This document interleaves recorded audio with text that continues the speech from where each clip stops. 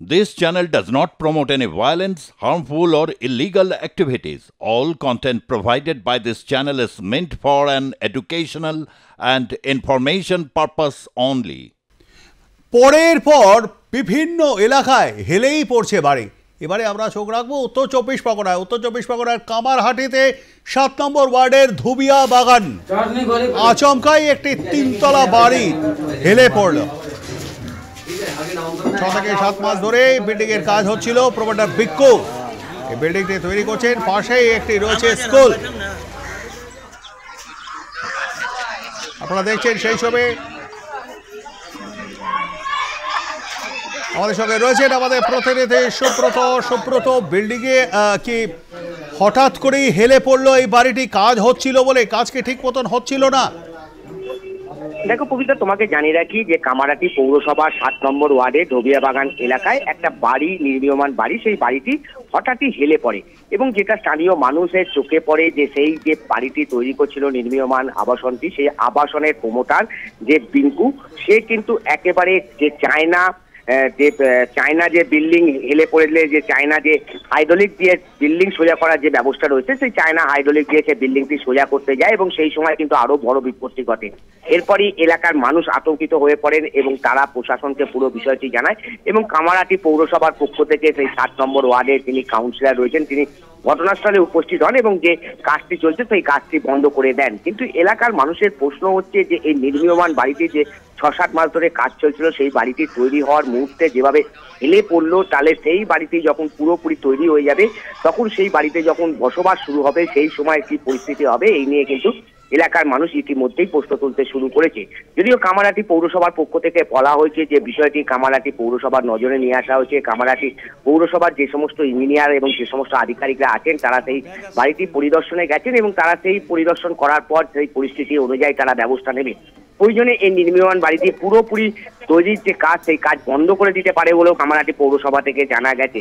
কিন্তু এলাকার মানুষের আতঙ্ক হচ্ছে যে একটা নির্মীয়মান বাড়ি ৬-৭ মাস ধরে মাত্র কাজ শুরু হয়েছে, সেই কাজ শুরু হওয়ার পর যেভাবে হেলে পড়লো এবং সেই হেলে পড়াকে আটকাতে গিয়ে সেখানকার যিনি প্রমোটার রয়েছেন বিঙ্কু, সে চায়না হাইড্রোলিক নিয়ে এসে বাড়িটিকে সোজা করার যেভাবে চেষ্টা করছে, অর্থাৎ সেই বাড়িটিকে যদি কোনোভাবে সোজা করা হয় এবং সেখানে যারা এই যে আবাসনটি নিয়েছেন সেই আবাসনে যদি এসে বসবাস শুরু করে তাহলে সেই সময় কিভাবে বিপদ হতে পারে। এবং এই আবাসনের পাশেই রয়েছে একটি স্কুলের পক্ষ থেকে যে অভিযোগ করা হয়েছে সেই অভিযোগটি হচ্ছে আরো মারাত্মক, যে স্কুলের পক্ষ থেকে কিন্তু ৬ মাস আগেই কামারহাটি পৌরসভাকে একটি লিখিত চিঠি দিয়ে কিন্তু অভিযোগ দায়ের করা হয়েছিল এবং সেখানে তারা কিন্তু পরিষ্কারভাবে জানিয়েছিল এই যে আবাসনটি তৈরি হচ্ছে, এই আবাসনটি কোনো নিয়ম না মেনেই তৈরি হচ্ছে। যতখানি একটি আবাসন থেকে আরেকটি আবাসনের দূরত্ব রাখা উচিত সেখানে কোনো রকম দূরত্ব বা ছাড় দেওয়া হয়নি, এমনটা অভিযোগ কিন্তু তারা লিখিত আকারে করেছিল এবং সেদিকে যে পৌরসভা কোনো কর্ণপাত করেনি, তার ফলেই কিন্তু এই দুর্ঘটনা ঘটেছে এবং বাড়িটি নির্মীয়মান বাড়িটি প্রথমে হেলে পড়ে, তারপর চায়না হাইড্রোলিক দিয়ে সোজা করার চেষ্টা করছেন প্রমোটার। কিন্তু একটি স্কুল, যেখানে একটি সরকারি স্কুল রয়েছে, যেখানে সরকারি স্কুলে এখনো পর্যন্ত প্রায় ১,৫০০-এর বেশি স্টুডেন্ট পড়াশোনা করে, এই উর্দু স্কুলের ছাত্রছাত্রীদের ভবিষ্যৎ রয়েছে, সেখানে স্কুল কর্তৃপক্ষ যখন একেবারে পৌরসভাকে লিখিত অভিযোগ করেছিল, কেন পৌরসভা সেই বিষয়ে নজরদারি করেনি সেই নিয়ে কিন্তু ইতিমধ্যেই প্রশ্ন উঠতে শুরু করেছে। যদিও পৌরসভার পক্ষ থেকে বলা হয়েছে অভিযোগ পাওয়ার পর তারা সেই বাড়িটিকে খতিয়ে দেখেছিলেন এবং সেই সময় কিন্তু এরকম কোনো অপ্রীতিকর ঘটনা ঘটেনি। তবে এখন যেহেতু বাড়িটি হেলে পড়েছে, এখন পৌরসভার ইঞ্জিনিয়ার এবং আধিকারিকরা যাবেন, তারা দেখে যে ব্যবস্থা নেওয়া সেই ব্যবস্থা নেবে বলে কিন্তু পৌরসভার পক্ষ থেকে জানানো হয়েছে। পবিত্রা, সেটা তো অনেক পরের ঘটনা যে পুরসভার আধিকারিকরা সেখানে যাবেন, এই বিল্ডিং প্ল্যান ঠিক মতন করা হয়েছিল কিনা সেইটা দেখবেন, সেটা কিভাবে পাস হলো, কেন বাড়িতে ছাড় দেওয়া হয়নি। কিন্তু যে ছবি আমরা দেখতে পাচ্ছি এক্সক্লুসিভলি, এই ছবিতে দেখা যাচ্ছে যে সমস্ত তুমি যেটা বলছো যে হাইড্রোলিক জগ, আদতে ছবি দেখে মনে হচ্ছে এই জগগুলি সাধারণত ৬ চাকা, ১০ চাকা, ১৪ চাকা, ১৮ বা ২২ চাকার ট্রাকে, অর্থাৎ বড় বড় লরি কিংবা ট্রেলারে টায়ার পাংচার হয়ে গেলে ইউজ করা হয়। সেই সমস্ত জগকেই চায়না জগ বলা হয়। এই চায়না জগ নিয়ে, এতগুলো জগ নিয়ে এইভাবে কি বাড়ি আদৌ উঁচু করা সম্ভব হয়? তাদের কি লাইসেন্স রয়েছে? এই তো প্রশ্ন উঠবেই।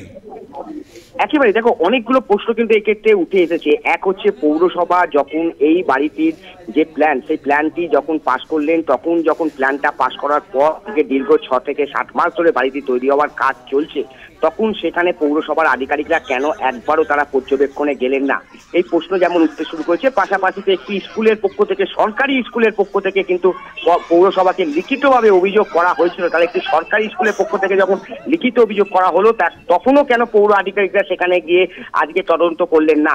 আজকে বাড়িটি যে কোনো কারণেই হোক হেলে পড়েছে এবং এই যে চায়না হাইড্রোলিক দিয়ে যে বাড়িটিকে সোজা করার চেষ্টা হচ্ছে, কিন্তু যেভাবে ঘন জনবসতিপূর্ণ এলাকায় এই নতুন করে আবাসনটি তৈরি হচ্ছিল, সেখানে যদি বাড়িটি কোনো কারণে একেবারে পুরোপুরি ভেঙে পড়তো, তাহলে কত বড় বিপদ ঘটতে পারতো সেটা কিন্তু এই ছবি থেকেই পরিষ্কার। সেখানে যে পৌরসভার একটা গাফিলতি রয়েছে, এটা একেবারেই প্রমাণিত। এবং যে পৌরসভার পক্ষ থেকে আরো বিষয়টিকে দেখা উচিত যে হাইড্রোলিকগুলো ব্যবহার করা হচ্ছে এই বাড়িটিকে বর্তমানে হেলে যাওয়া অবস্থা থেকে সোজা করার জন্য, সেগুলো আগেও তাদের কোনো অনুমতি রয়েছে কিনা, সেই সমস্ত বিষয়গুলি পৌরসভার পক্ষ থেকে খতিয়ে দেখা হবে বলে আশ্বাস দেওয়া হয়েছে। কিন্তু পৌরসভার পক্ষ থেকে আশ্বাস দেওয়া হলেও অভিযোগ পাওয়ার পরও পৌরসভা কেন পদক্ষেপ নেয়নি, সেই নিয়ে কিন্তু ইতিমধ্যেই যেমন স্কুল কর্তৃপক্ষ প্রশ্ন তুলতে শুরু করেছেন, তেমন সাধারণ মানুষও কিন্তু প্রশ্ন তুলতে শুরু করেছেন। এখন দেখার বিষয় যে পৌরসভা এই ঘটনার পর কি পদক্ষেপ নেয়, সেদিকেই কিন্তু তাকিয়ে রয়েছে স্থানীয় বাসিন্দারা। তবে স্থানীয় বাসিন্দারা চাইছে অবিলম্বে এই বাড়িটি যে আবাসনটি তৈরি হচ্ছিল তার কাজ বন্ধ করে সেখানে যে কোনো ভাবেই হোক বিপদমুক্ত করা। কবিতা, ধন্যবাদ আমাদের সঙ্গে থাকবার জন্য। কথা বলছিলাম আমাদের প্রতিনিধি সুব্রত পালের সঙ্গে এবং তা থেকে আপনারা বিস্তারিত শুনলেন। আমার ব্যাগ আছে।